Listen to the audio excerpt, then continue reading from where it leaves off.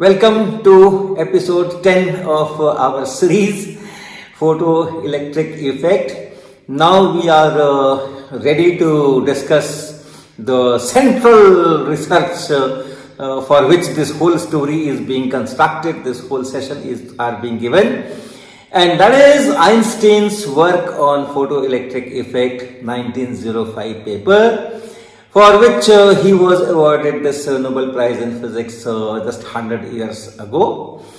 Now, it's a common notion, and I also had that from my textbooks and from my schooling and then college teaching, that the experimentalists, stalwart experimentalists, they had done experiments on photoelectric effect, data were available, data were collected, and the existing theory was wave theory of light, and it was very difficult to understand those experimental results based on very successful wave theory of light. And among that was like the stopping potential or the kinetic energy of the photoelectrons being independent of intensity, and the linear relationship between this kinetic energy and the frequency of the light used, and all those things. And Einstein came with a theory which was very, very different from the existing well-established wave theory of light, and that was in terms of photons, and that could explain the photoelectric effect. So essentially, Einstein did this research to understand, to explain, to provide a theoretical basis to photoelectric effect. That was the main reason of that particular piece of research. That is what generally believed. Now what we will see is that the fact is somewhat different. Alright, so we will take the original paper of Einstein, the English translation, of course, the original was in German. So we will take that original paper translation, and we'll see some parts of it and get a feel that what research was there and how it was related to photoelectric effect. Okay, so here is the English translation of Einstein's original paper, and this translation is published in American Journal of Physics, May 1965 issue. And here starts that Einstein's paper translated. Now the title, first is title. Title is concerning an heuristic point of view towards the emission and transformation of light, right? Then in this opening paragraph, there's something very interesting, and that I would like to point out here. Let me increase the size of the letters, and then you can see it here. Yeah, according to Maxwellian theory, let me tell what it is. In the Maxwell's electrodynamics, this light or electromagnetic radiation is a continuous function, okay, continuous spatial function in case of all purely electromagnetic phenomena, including light.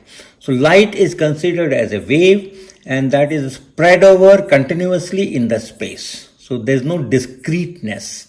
So while the energy of a ponderable object, this is some kind of a solid material object. If you think of the energy of a material object, since you have atoms and molecules, according to the present conceptions of physics, this energy is discrete. It is confined into those molecules, separate molecules. So there are a finite number of units of energy, and that make up the total energy. So Einstein is always looking for symmetry in nature. These are two different kind of things. If you are talking of material particles, energy is to be considered discretely located at certain locations where the molecules are there. Finite number of those energy elements. But if you are talking of radiation, then you say that no, the energy is continuously divided in the whole of the space. So that kind of asymmetry he always dislikes. Okay, so in that paper on special theory of relativity, Also, this kind of thing is there. This is the paper in which he has established that special theory of relativity. The title is On the Electrodynamics of Moving Bodies. And here also, in the opening paragraph itself, here, take for example the reciprocal electrodynamic action of a magnet and a conductor. So this experiment most of you must have seen or must have done as demonstration. Faraday's experiment, you have a coil, you have a magnet, the coil is connected to a galvanometer. So magnet moves through the coil, and then the galvanometer shows deflection, some current is there. And if magnet is kept fixed and the coil is moved, then also you have a similar deflection. Now the interpretation of the two are very different. And that is what is written here. Okay, for if the magnet is in motion and the conductor at rest, then the interpretation is that moving magnet creates an electric field and so on and so forth, and that electric field creates current. Whereas in the other case, if magnet is stationary and the conductor is moving, then there's no electric field, but then this moving coil in the magnetic field of magnet creates some kind of an EMF, and that EMF, that electromagnetic force, electromotive force, that drives the current. So the interpretations are so different. So Einstein based this entire special theory of relativity on this asymmetry. The asymmetry should not be there, and therefore one single rule should govern this case as well as that case. Okay, so he has this liking all the time for symmetry. All right. So most of the things which are there in this paper, I do not understand, and therefore I do not expect you to understand. All right. But look at the structure. Look at the structure of the paper. Supposedly a paper to explain this photoelectric effect, but the title, then the first section. The first section is here. There are 9 sections in this paper. The first section is here, concerning a difficulty with regard to the theory of blackbody radiation. So here he says that with the existing theory, the total energy diverges, so there are problems in that and so on. Second section is here, concerning Planck's determination of fundamental constant. So uses this Planck's radiation formula, and then shows that okay, it matches well with the experiments, but in certain regions it may not, so etc., etc. So talks of that radiation formula. Then he says that concerning the entropy of radiation. So now that he's talking of entropy, thermodynamics of radiation, and for that he is deriving some expression. All right, so he is deriving some kind of expression here, developing that entropy. Then fourth section, out of 9, 3 have gone. Fourth, asymptotic form for the entropy of monochromatic radiation at low radiation density, so that entropy is continuing for radiation. And then he derives some equation. Here is that equation. We will be actually using this equation, but it is just reproduced later. So then he talks of molecular theoretic investigation of time of the dependence of entropy of gases on volume. So here it was entropy of monochromatic radiation, and here it is gas, real material particles, molecules. And for that he does some calculations, and then he comes out with the expression for entropy, and that expression is here. So I'll be needing this. I will need this. So I will write this on the board and discuss. But what it is entropy if you have a gas. Capital R is your gas constant. Capital N is that Avogadro number. So capital R divided by capital N is the Boltzmann constant K. V is the volume of that chamber in which this gas can spread out, and V naught, this is a small volume taken in this chamber. in this entire volume V, a small part V naught is just thought, and I'll explain what it is on the board, okay? But I'll write this expression for the gas. This is the entropy which he has calculated for the gas molecules, and number of molecules is N. And then sixth section, interpretation of the expression for the volume dependence of the entropy of monochromatic radiation. He has already derived that expression, and that expression is here. S minus S naught is this, which can be written in this particular form, So I'll write these two forms on the board and explain a little bit more on that. So I have reproduced those two equations from that paper. This is the entropy change for a gas confined in volume V, normal gas, which has molecules. And I'll just tell the symbols. And this is the expression for entropy change when a monochromatic radiation of frequency nu is confined in this volume V. Okay. Now here this capital R is a gas constant. Capital N is Avogadro constant. So R by N is that Boltzmann constant, small k, that we write. And V is the volume of the chamber. Suppose this is the volume in which this gas is confined, or in the second case this radiation is confined, equilibrium with the walls. So that is this V. This V naught is an arbitrarily chosen small volume. The whole volume is V and this volume is V naught. So you choose a small volume V. And what are these S naught and S? They are entropies. If you assume that somehow these all molecules in this gas, somehow at some instant they are confined into this. There is no boundary here, remember, there is no boundary here. This whole chamber is, it has a volume, and in that volume we have chosen a volume here only. There are no boundaries. But suppose all the molecules are confined here at certain instant. What will be the entropy? So that entropy will be S naught.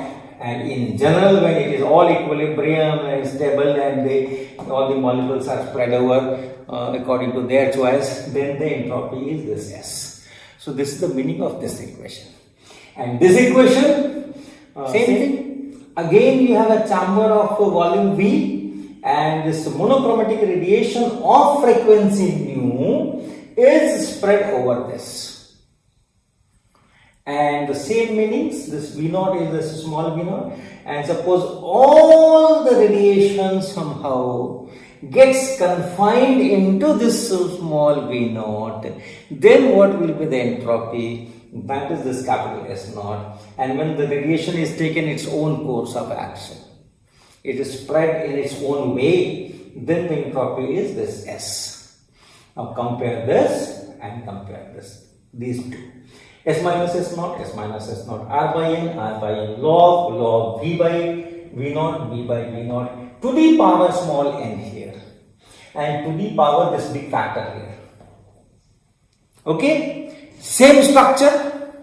Now this E by beta nu R by N, this is taking the place of this small n. So if you have energy distributed at these small n centers, these are molecules, remember there are small n molecules in this gas, and energy is located at those molecules.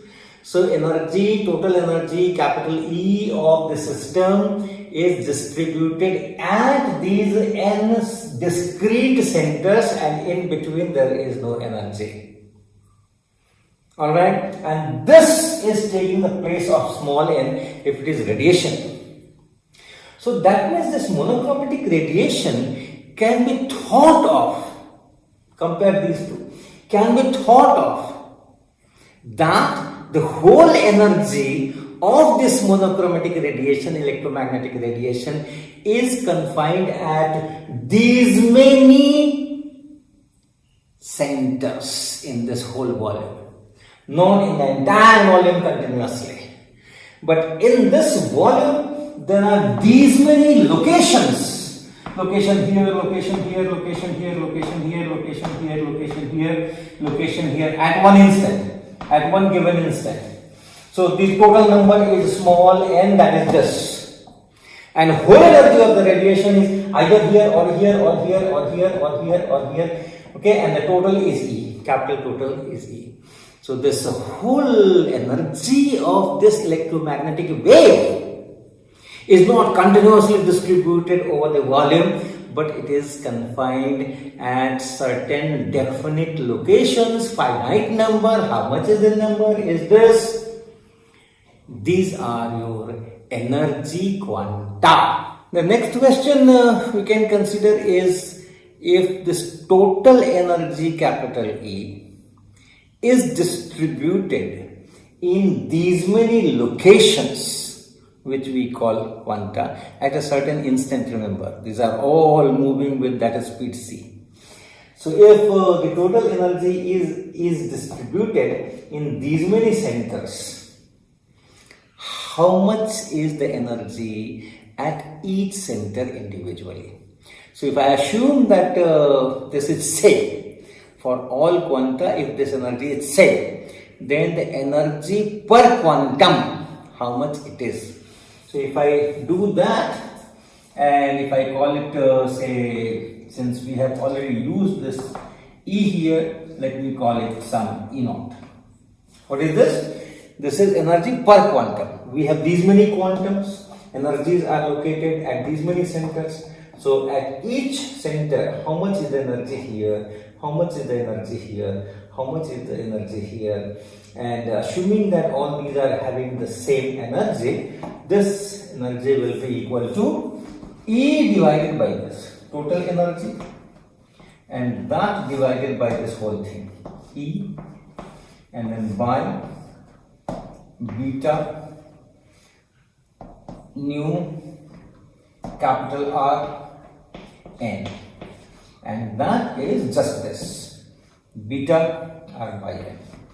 It is just this, beta capital R by N, and then mu. Alright, what is beta?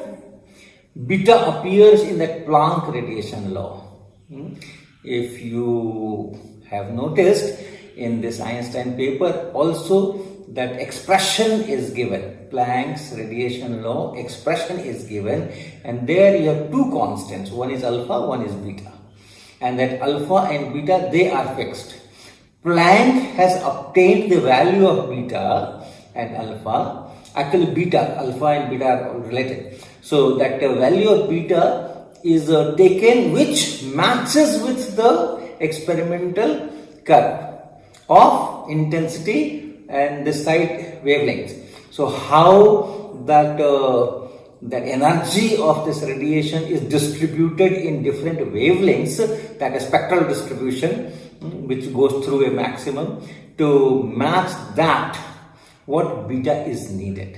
Alright, so the beta is fixed quantity, once again fixed quantity, and in fact universal constant. Okay, then R is the gas constant, normal gas constant.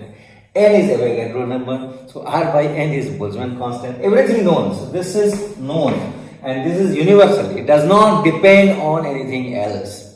And therefore, if you call this H, this is equal to H times mu. So what is the picture? What is the big picture?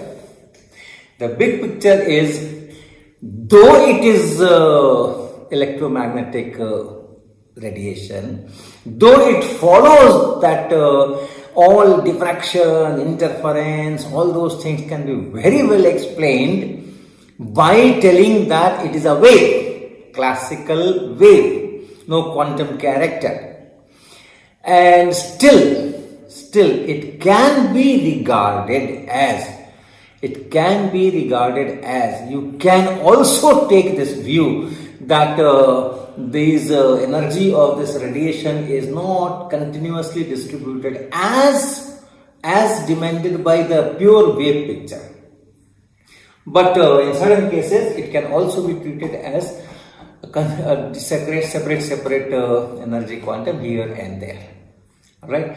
And there is no conflict as such. Both coexist, because ultimately, what is this new? Ultimately, what is this new? This new is the frequency. Frequency of what?